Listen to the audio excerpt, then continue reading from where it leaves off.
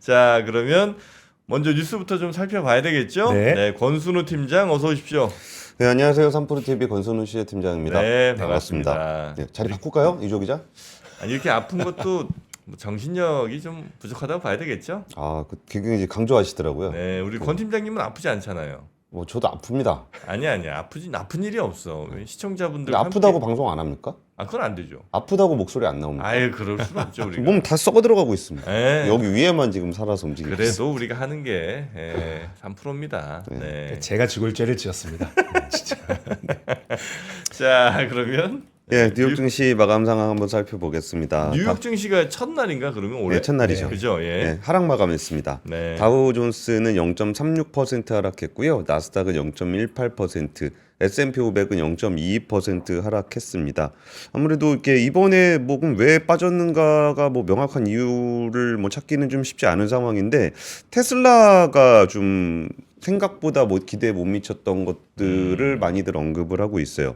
그러니까 테슬라가 지난해 178만 9,226대의 차량을 판매를 했다고 발표를 했는데 시장 기대치가 한 180만 대 정도 됐었습니다. 근데 179만 대 정도를 팔았다고 하니까 약간 못 미쳤다라는 거고요. 그리고 2023년도 판매량이 181만 대였으니까 한 10,000대 정도 하락을 한 것으로 보시면 될 것 같습니다. 근데 이게 사실 뭐 테슬라가 어제 발표를 했으니까 이렇게 된 거고 보통 요때가 그 차량 판매가 다 발표가 되거든요. 네. 매 거래 첫 거래일에 발표가 됩니다.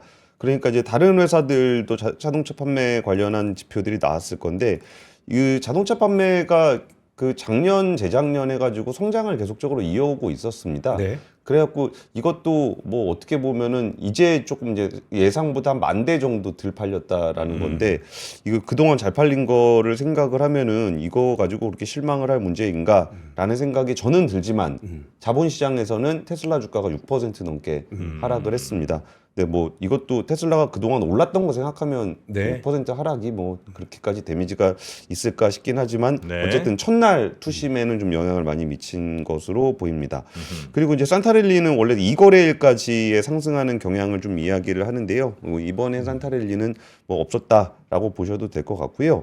또 하나 좀 유심히 보였던 지표는 그 S&P 글로벌에서 12월 제조업 구매 관리자 지수 PMI 확정치가 49.4로 나타났는데요. 시장 예상치인 48.3을 약간 웃돌았습니다. 다만 그 11월에 49.7에 비해서는 약간 위축이 된 건데요.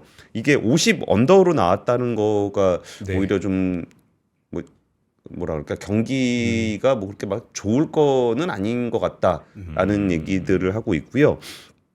그리고 이제 달러 인덱스가 이제 109선을 돌파를 했습니다.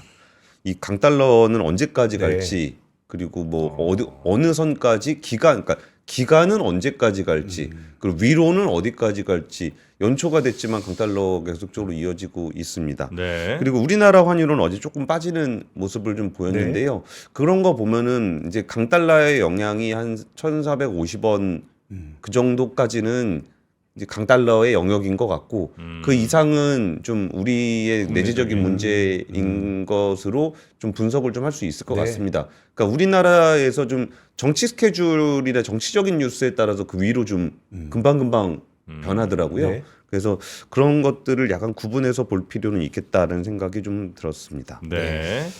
그 첫 번째 뉴스는 네.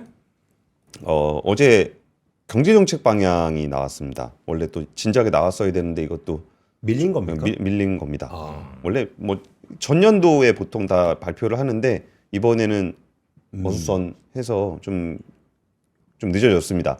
2025년도 경제정책 방향을 발표할 때 가장 눈에 띄는 거는 일단은 정부가 예상한 GDP 전망치 네. 그게 제일 이제 일단 1차적으로 우리가 보게 되는데요. 뭐 예상을 했습니다만 1.8% 전망을 했습니다. 다른 곳들과는 어떤 겁니까? 이게 낮습니다. 다른 데에 비해서도 굉장히 낮아요. 근데 이게 좀 정부가 경제정책 방향을 얘기를 할 때는 일반적으로는 다른 데에 비해서 좀 높게 경제 성장률 전망을 하는 경우가 많습니다. 이거는 이제 두 가지 해석이 가능한데요. 왜 정부의 경제 전망이 더 높으냐면은 1차적으로는 정부는 경제 성장률에 대한 책임이 있습니다. 음. 그래서 약간은 높게 제시하는 경향이 있어요. 그러니까 다른 데는 그냥 전망을 하는 데라 그러면은 정부는 약간의 목표치를 그렇죠. 담고 네, 있기도 의지도 합니다. 좀 담긴 거고. 네. 의지도 담겼고 네. 그리고 이제 그 경제 성장이 될 거다라는 기대를 주는 그럼으로써 이제 경제 심리를 조금 더 좀 좋게 만들려는 그런 목적들도 있고요. 네. 그게 1차적으로 정부가 좀 더 높게 발표를 하는 이유고 또 하나는 다른 기관들은 정부 정책의 경제 효과를 넣기가 애매합니다. 그렇죠. 예. 근데 본인들이 쓸 수 정부는 있는 돈은 없으니까. 예, 예. 거기는 그냥 분석을 하는 기관인 거고 정부는 자기네가 돈을 써서 넣을 수 있는 그런 부분들까지 반영을 하기 때문에 일반적으로는 이제 그 정부가 제시하는 경제 성장률 전망치가 더 높은 경향을 보입니다. 네. 근데 이번에는 좀 이례적으로 좀 낮았습니다. 이제 한국은행이 발표한 성장률은 1.9%였거든요. 근데 거기에 비해서도 1%포인트가 낮고요. 그동안 그 뭐 한국은행 실기론을 계속적으로 주장해 왔던 한국은행이 금리를 제때 낮추지 않아서 우리나라 경제가 안 좋다라고 비판을 해왔던 한국개발연구원 KDI 전망치도 2%입니다. 그러니까 0.2%포인트나 정부가 제시한 숫자가 낮다라는 겁니다. 그리고 뭐 ADB 같은 경우도 2%, IMF도 2%, OECD도 2.1%인데 한국 정부가 제시한 숫자가 1.8로 가장 낮게 나타났습니다. 그러면은 이게 왜 한국은행보다 정부가 더 낮은가라고 생각해 보면은 시점의 차이가 있습니다. 그러니까 한국은행이 전망을 했던 거는 11월 28일이고요. 네. 그 정부가 발표한 거는 이제 지금 발표를 한 네. 거잖아요. 그럼 그 기간 동안 뭐가 있었냐? 그 비상계엄이 네. 있었습니다. 그러면서 이제 비상계엄 사태가 터지면서 이 뭐 예를 들어 소비자 심리 지수 예전에 한번 보여드리긴 보여드렸었는데 그 소비자 심리 지수가 88.4가 나왔습니다. 근데 88.4가 나온 게 어느 정도 수준인지 그 차트를 하나 그때 준비할 걸 한번 그랬네요. 보여주셨었는데 100 이상이었었네. 12.3포인트가 떨어졌거든요. 네. 그러니까 원래 한 100, 안 좋으면 99, 뭐 이 정도에서 이렇게 왔다 갔다 하는 지표가 한 방에 88까지 네. 떨어진 거거든요. 그러면 이제 같이 보시면은 정부가 발표한 성장률 전망치가 1.8, 한국은행 1.9입니다. 민간 소비 쪽에서 0.2%포인트나 차이가 납니다. 그러니까 내수에 미치는 영향이 굉장히 크다는 거죠. 나머지 뭐 설비 투자, 건설 투자 이런 건 다 비슷비슷하고요. 네. 그러니까 제일 차이가 많이 나는 게 민간 소비 쪽입니다. 그러니까 민간 소비 쪽이 그 많이 떨어진다라는 거는 내수 경기가 안 좋다라는 얘기고, 내수 경기가 안 좋다라는 얘기는 소비자들의 심리 지수가 많이 안 좋을 거다라는 얘기를 하고 있는 겁니다. 그래서 이번에 한국 정부가 분석을 한 내용으로는 그럼 성장률 전망치가 1.8이면 얼마나 안 좋은 거냐라는 네. 거 했을 때 사실 우리가 좀 잊어버려서 그렇지 2023년의 경제 성장률이 1.4%였습니다. 네. 이번에 나온 게 1.8%인데 지금 되게 안 좋다라는 네. 얘기를 하고 있잖아요. 네. 2023년에는 1.4로 더 안 좋았습니다. 그러면 2023년과 2024년의 그러니까 공통점은 뭐냐? 그 반도체에 대한 기대입니다. 반도체에 대한 기대가 뭐냐면은 2023년에는 반도체 다운 사이클이었고 2025년에는 반도체의 다운 사이클이 올 것으로 예상이 되고 네. 있습니다. 한번 같이 보실게요. 글로벌 반도체 매출액 전망, 정부에서 표시한 겁니다. 2025년 1분기, 3분기 갈수록 줄어들 거다라는 전망을 하고 있죠.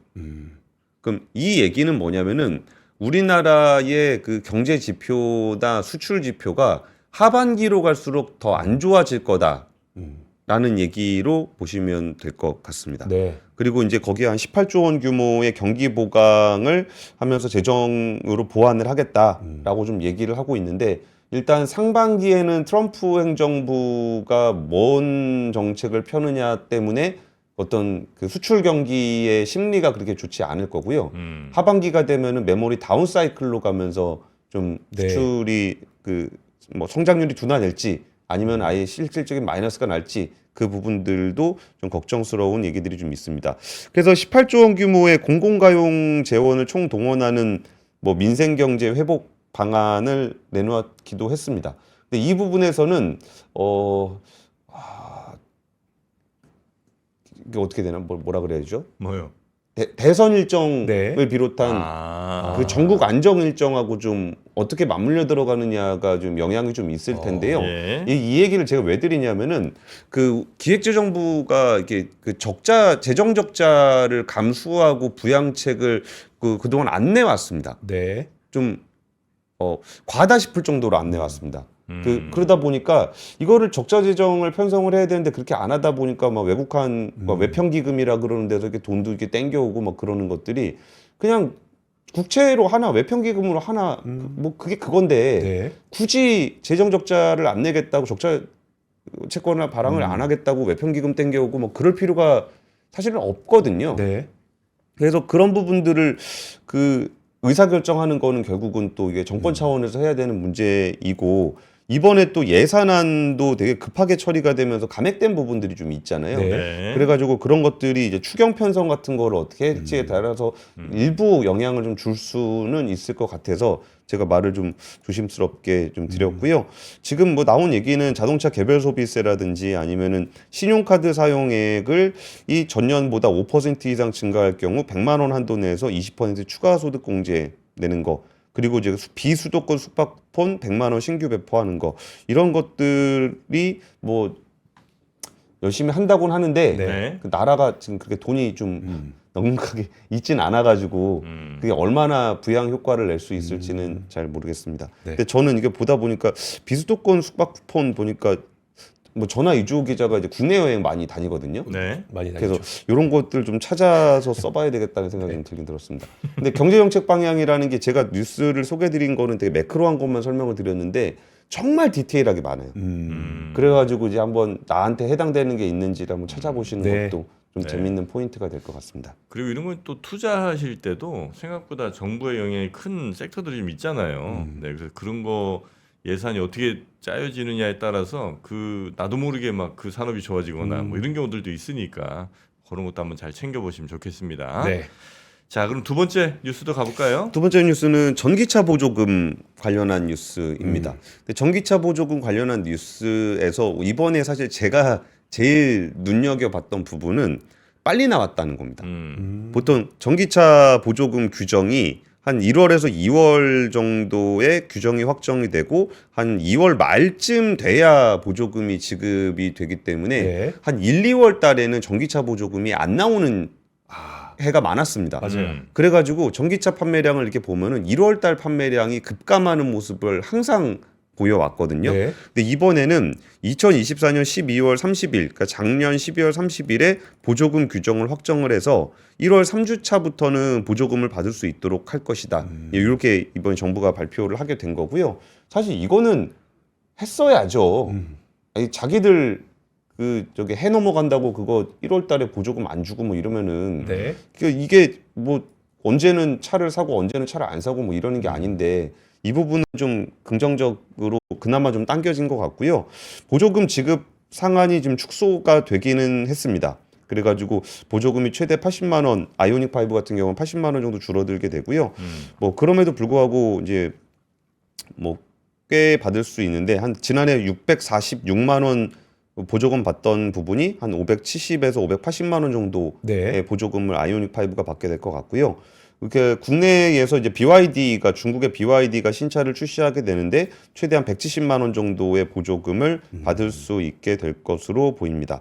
이게 그 어떤 차가 얼마나 받게 되는, 그러니까 이게 뉴스를 보면은 양쪽에서 접근할 필요가 있습니다. 네. 한쪽은 어떤 차가 보조금을 받을 수 있게 되느냐를 가지고 발표하는 쪽이 있고 네.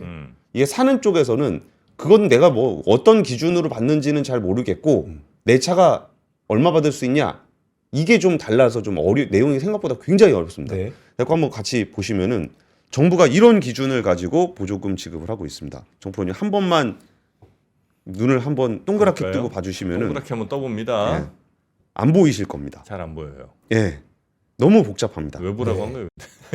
그러니까 전기차 그 지금 보조금 지급 기준이 네. 얼마나 복잡한지에 대한 얘기를 좀 드리는 겁니다.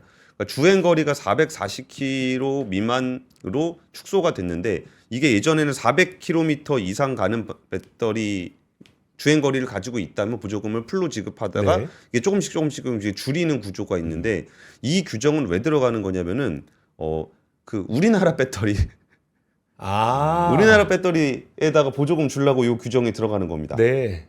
이게 인산철 가지고는 이렇게까지 잘 안 나오거든요. 근데 중국 차인데 우리나라 배터리? 아니요. 그러니까 무조건 우리나라 배터리. 우리나라 그러니까 배터리. 차가 중요한 게 아니라 삼원계 배터리를 써야 주행 거리가 좀 길기 때문에 네. 이런 규정을 이렇게 집어넣어서 이왕이면 우리나라 회사에다가 보조금을 지급하고 싶은 이 그 바람이 담겨 있는 겁니다. 그러니까 정책 만들 때 공공연히 특정 국가를 제외하고 싶지만 요즘에는 이런 일들이 많지만 그래도 국가를 제외하기가 좀 쉽지 않잖아요. 예. 그러다 보니까 저런 기준을 세웠었던 거죠. 그러니까 대놓고 이게 배제를 하게 되면은 그게 네. 공정무역에 위배가 되고 그리고 그 나라에서 우리나라에다가 이제 보복을 할 수 보복할 수 있기 있죠. 때문에 네. 우리나라에서 이제 뭐라고 이거를 설명을 하냐면 성능, 그러니까 전기차의 성능을 좀 더 개선하는 쪽으로 인센티브를 주기 위해서 네. 보조금 기준을 이렇게 만들었다라고 이제 정부에서 공식적으로 그렇게 발표를 하고요. 이제 우리가 다 아름아름 아는 거는 인산철 배터리보다 삼원계가 주행 거리가 기니까 주행 거리가 긴 쪽에다가 좀 더 보조금을 더 많이 주는 그런 기준을 넣고 있습니다. 아니 우리나라 거 뭐 게임이며 뭐 무슨 대중 공연 뭐 이런 거 다 금지시킬 때 우린 뭐 보복 조치했어요? 중국이 우리한테 그렇게 보복 뭐 이렇게 막 험하게 할 때는 예. 아무것도 안 했잖아 우리. 근데 우리도 하긴 합니다. 뭐예요? 뭐 그거를 대놓고 하자는 거는 그냥 멱살 잡고 싸우자는 거고. 아니 거기서 멱살 잡고 싸우자고 한 거잖아. 근데 그게 네. 정프로님 그것도 규정 내용들을 보도를 잘 보시면 정프로님이 말씀하신 얘기는 실질에 대한 얘기를 하는 네. 거고요. 거기서 발표는 그렇게 안 합니다. 국가 차원에서 발표는 안 했다. 예. 우리 국가 차원으로 발표 안 하면 되지 그럼. 우리도 지금 발표 안 했잖아요. 네. 우리도 네. 성능 좋은 전기차에다 보조금을 주겠다 그랬지. 네. 우리가 중국산 인산철에다 안 주겠다라고 하진 않았잖아요. 그 BYD 근데 BYD 들어가는데 네. 보조금이 줄어든다고요. 줄어든다. 예, 상대적으로 적다고요. 아이오닉 5는 500만 원 이상 받을 수 있는데 네. BYD는 받아봐야 한 120만 원 이렇게 받거든요. 조금 차별을 한다 이거예요? 그렇죠. 그런 게 있는 거고 네. 거기에 또 이런 것도 있습니다. 이제 안전한 차에다가 보조금을 주겠다. 네. 그래가지고 뭐 안전한 차? 있죠. 배터리 매니지먼트 시스템의 BMS가 차량 있는? 정보 수집 장치라든지 네. 아니면은 배터리의 상태 정보를 제공하는 거. 뭐 그런 부분들이 이번에 그 전기차 화재 사건 이후에 좀 보완이 좀 됐는데 거기에 또 하나 뭐가 있냐면 제조사가 그러니까 자동차 회사가 제조물 책임보험에 가입을 하면 보조금을 주겠다. 이런 내용도 있습니다. 네. 근데 여기서 제조물 책임보험에 가입하지 않은 회사가 한 군데가 있습니다. BYD입니까? 테슬라입니다. 테슬라입니까? 예. 네. 그래서 이거를 충족하지 않으면 이제 6개월 간 유예 기간을 주거든요. 네. 근데 그 부분들을 충족하지 않으면 테슬라 차의 경우에는 보조금을 받을 수가 없게 됩니다. 근데 이런 부분들도 이게 테슬라한테 대놓고 안 줄라 그런 거는 아닌데 이런 부분들이 또 걸리게 되면서 네. 상대적으로 그 우리나라 전기차가 좀 더 보조금을 받을 수 있게 되는 그런 형태가 됩니다. 근데 여기서 또 하나 우리가 잘 봐야 되는 건 국가 기준으로 보게 되면은 테슬라나 BYD나 둘 다 중국 차라는 거. 그렇죠. 그렇죠. 생산된 곳은 네. 예. 근데 그 부분들도 이 보조금 그러니까 오늘 제가 뉴스를 전해드리는 내용은 네. 어느 차가 보조금을 받을 수 있다 없다를 얘기 드리는 게 아니에요. 전기차 보조금 제도라는 게 어떤 식으로 미묘하게 이 선을 타면서 그 산업 정책에 영향을 미치는지에 대한 말씀을 좀 드리는 거고요. 네. 그 전기 버스 같은 경우에는 일회 충전 주행 거리가 500km 이상인 대형 승합차에 제공하던 최대 500만 원의 추가 지원금을 폐지했다. 해지요? 예. 이거를 왜 폐지했냐면 현재 국내 인증된 대형 전기 버스 중 중국 업체인 BYD 차량만 이 조건을 충족한다. 그러니까 이게 BYD 때문에 이걸 폐지한다라고 얘기하진 않아요. 네. 근데 이 기준을 적용하게 되면은 BYD 전기 버스만 못 받게 됩니다. 네. 이 조건을 충족하고 있기 때문에 얘는 못 받게 되는 네. 그런 식으로 그 정책이 좀 운영이 좀 되고 있습니다. 그러면은 이제 미국에서 우리나라는 좀 어떤 보조금을 받게 되는가를 보면은 네. 현대차의 전기차 5개 차종이 이번에는 올해는 다 받을 수 있게 됐습니다. 아이오닉 5, 아이오닉 7, 아이오닉 9, 그 기아 EV6, EV9, 제네시스 GV70 이 5개 차량이 드디어 올해부터 미국에서 보조금을 받을 수 있게 됩니다라고 얘기를 하는데 네. 그 일반도 받을 수 있어요? 예? 일반인. 예, 네. 지금 현대차가 되게 빠른 회사잖아요. 그래가지고 부랴부랴 거기다 공장 만들고 배터리 공급하고 그래서 작년까지는 못 받았는데 올해는 받을 수 있게 되고 1월 23일 날 트럼프 대통령이 취임을 합니다. 아, 이제 한 3주 안에 또 취임하니까 그리고 트럼프 대통령은 자기가 하자마자 행정명령으로 그거 없애버리겠다 그래가지고 10일 사이 빨리 사시라고 미국 분들께 전해드립니다.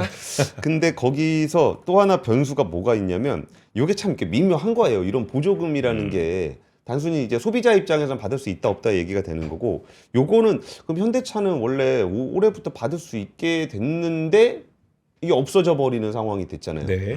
그러면 이게 현대차 입장에서는 안 좋은 거죠. 안 좋기만 할까요? 아, 좋은 것도 있어요? 좋은 점은 네. 작년까지는 현대차는 족쇄를 달고 경쟁을 했습니다. 다른 데들은 보조금을 받는데 현대차는 못 받는 상태에서 경쟁을 했던 거죠. 네. 다 같이 못 받는구나. 다 같이 못 받는 상황이. 차라리. 예, 그러면은 어차피 못 받았던 입장에서는 그렇지 다 뭐. 같이 못 받는 게 나쁘지 않을 수 있다. 네. 라는 부분들도 한번 눈여겨볼 만한 포인트일 것 같습니다. 네. 자, 우리 진짜 경쟁력이 이제 여기서 나오는 거지 뭐. 보조금 딱 없는 상황에서 다 계급장 떼고 한번 네. 붙어보자. 그러면 제일 유리한 데는 테슬라죠. 그건 뭐 어쩔 수 없죠. 그렇죠. 머스크가 뭐 거의 뭐 공동정부처럼 행동하는데 뭐. 그 자, 작년부터 취재팀장님이 그 저기 수소차가 올해는 좀 될 것 같다고 하셨잖아요. 근데 혹시 될 그 것 관련된- 같다라고 말씀드린 게 아니라 나올 것 같다라고 말씀드렸죠. 그게 그 기준은 언제쯤 나오게 되는 거예요, 그러면?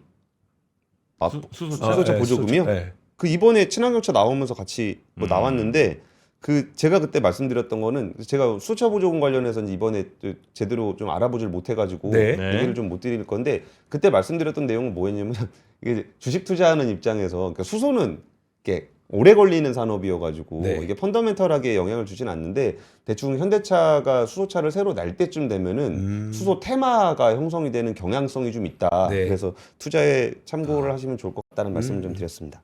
네. 자, 그리고 세 번째 뉴스 세 얼른 번째 가봅니다. 뉴스는 이거는 이제 그 좀 관심이 있으신 분들한테 되게 중요한 뉴스인데 원래 작년 말까지 은행에서 대출을 막아놔 가지고 네. 그 대출 받기가 진짜 힘들었거든요.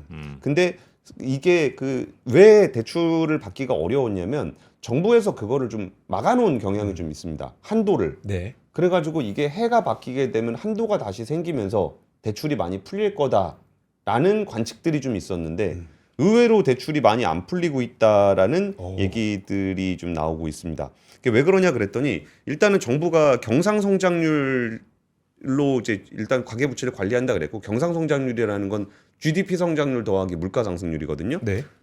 그리고 여기에서 좀 가계부채의 DSR 3단계를 7월에 시행을 해서 그 DSR 규제의 점진적 내실화를 추진하겠다. 이런 발표가 어제 경제정책 방향이 좀 있었습니다. 그러니까 대출을 쪼이겠다라는 목표를 여전히 가지고 있고요.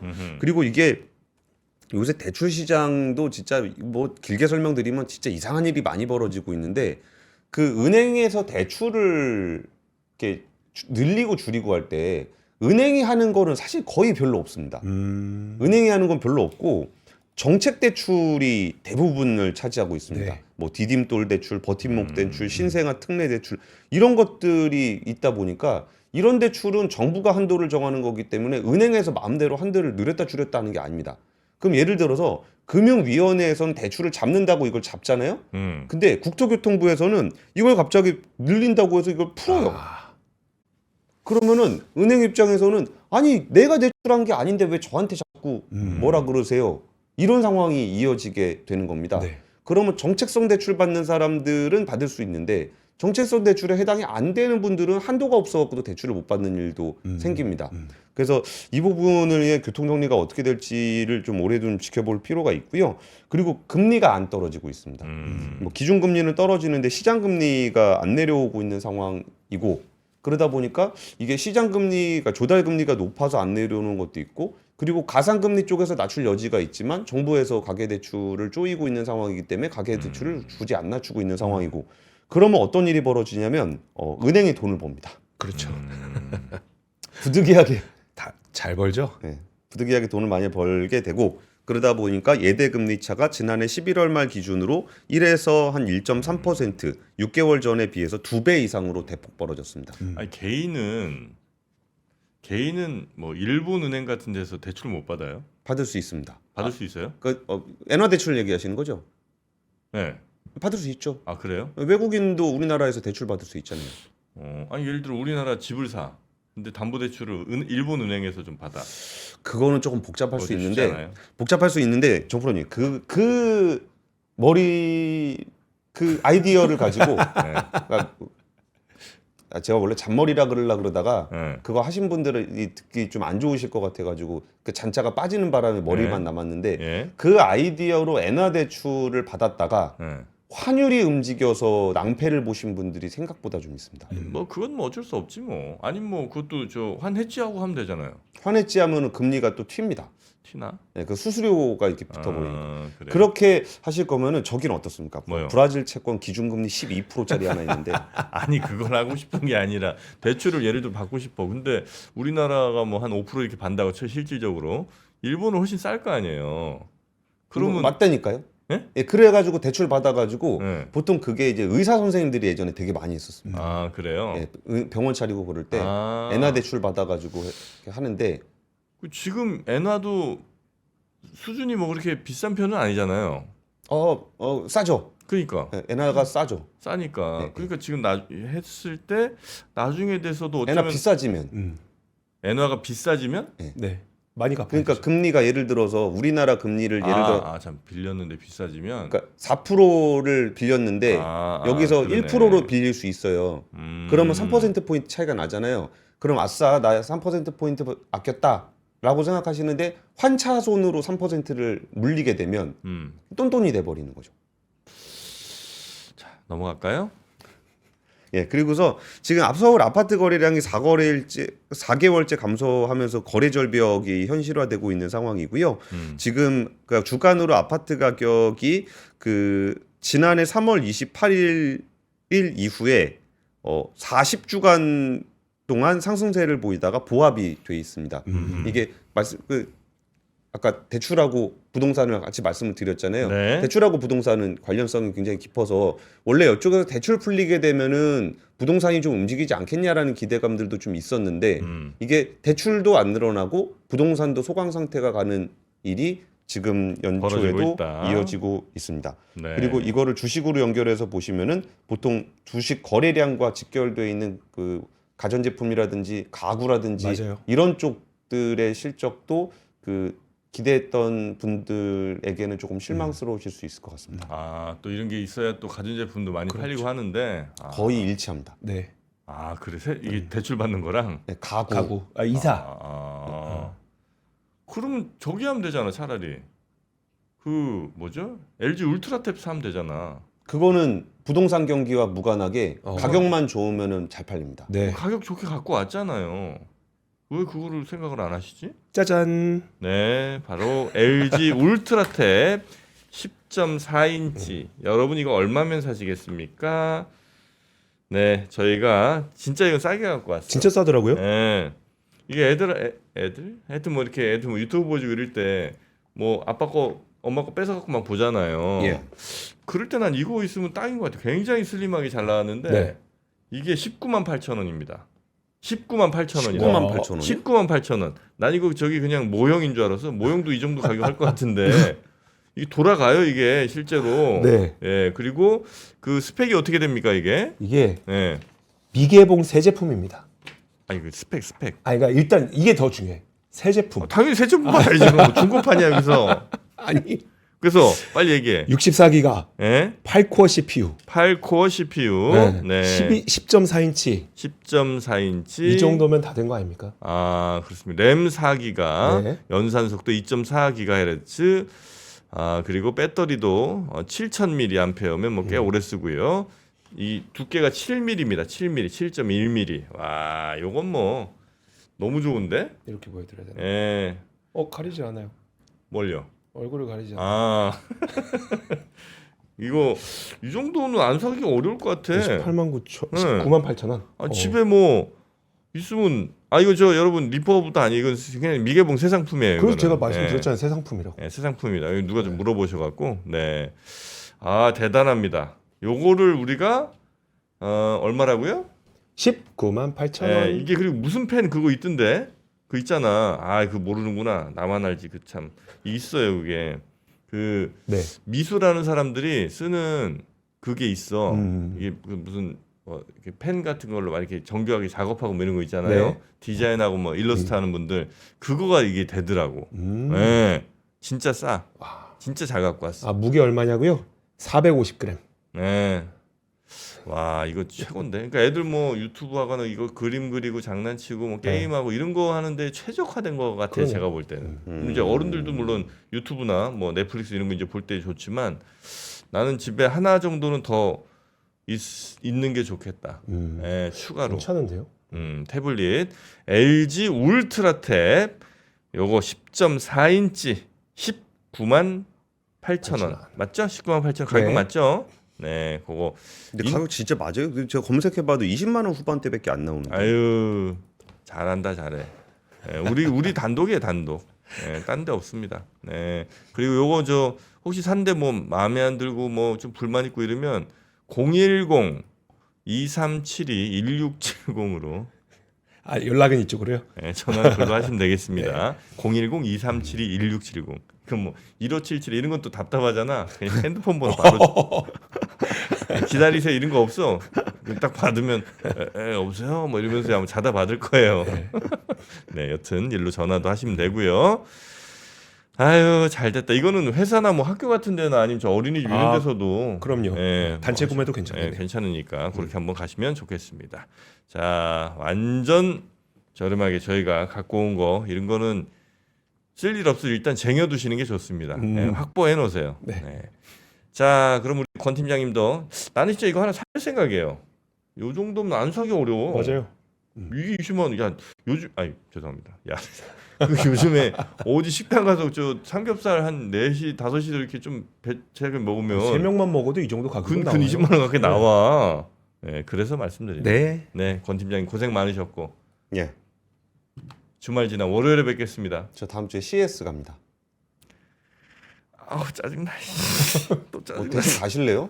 되게 고생하실 아 짜증 납니다. 일정이 엄청 빡빡하던데. 그 권 팀장이 고생할 거 생각하니까 짜증 난다는 거예요. 권 팀장님 그러시면 안 되는데 너무 고생 많으시다 진짜. 네. 아유 잘 다녀오시고 예. 예 갔다 와서 뭐 책상 없다고 너무 서러워하지 마시고 다녀오십시오. 생중계로 다음 주에 아 인사드리겠습니다. 네네네 고맙습니다. 예, 감사합니다. 감사합니다. 네. 삶의 격을 높이는 9가지 지혜를 함께 나눕니다. 위즈덤 칼리지 시즌 2 영상 아래 링크를 클릭하시면 자세한 내용을 확인하실 수 있습니다.